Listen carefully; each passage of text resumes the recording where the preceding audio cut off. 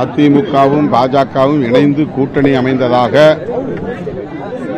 அமித்ஷா மட்டுமே தொடர்ந்து சொல்லிக் கொண்டிருக்கிறார். இந்த கூட்டணியை தேசிய ஜனநாயக கூட்டணி என்றும் சொல்லிக் கொண்டிருக்கிறார். கூட்டணி ஆட்சி அமைக்கப் போகிறோம் என்றும் சொல்லுகிறார்.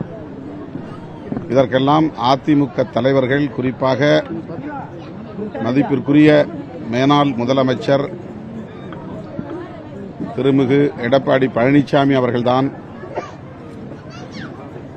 இது குறித்த விளக்கத்தை அல்லது தெளிவை மக்களுக்கு ஏற்படுத்த வேண்டும்.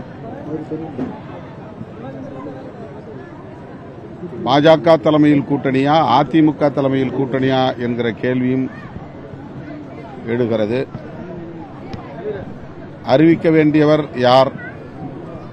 அவர் உள்துறை அமைச்சராக இருக்கலாம், பாஜகவின் மூத்த தலைவர்களுள் ஒருவராக இருக்கலாம். ஆனால் தமிழ்நாட்டை பொறுத்தவரையில் சட்டமன்ற பொதுத் தேர்தலை முன்னிட்டு உருவாகியிருக்கிற இந்த கூட்டணியை தலைமை வகித்து வழிநடத்துவது திரு எடப்பாடி பழனிசாமி அவர்களா அல்லது திரு அமித்ஷா அவர்களா என்கிற கேள்வியும் எழுகிறது.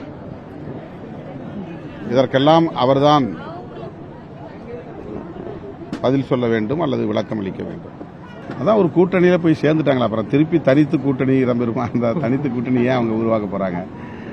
அவங்க தனி கூட்டணியை உருவாக்குறதா இருந்தால் இவ்வளவு அவசரமா இந்த கூட்டணியை உருவாக்கி இருக்க மாட்டாங்க. அவங்க இன்னும் கொஞ்சம் பொறுத்திருப்பாங்க. இன்னும் 10 மாசம் மேல இருக்கு, 10 மாசம் கிட்டத்தட்ட இருக்கு. ஆனா அவங்க ஒரு வருஷத்துக்கு முன்னதாகவே அதிமுகவும் பாஜகவும் கூட்டணி அமைத்து விட்டது என்று சொல்லிவிட்டார்கள். என்ன அழுத்தமோ என்ன காரணமோ மிகவும் முன்கூட்டியே கூட்டணியை அறிவிக்கும் நிலை அதிமுகவுக்கு ஏற்பட்டிருக்கிறது. பின்னணியை விளக்க வேண்டிய பொறுப்பு அதிமுகவுடைய தலைவருக்கு தான் இருக்கிறது.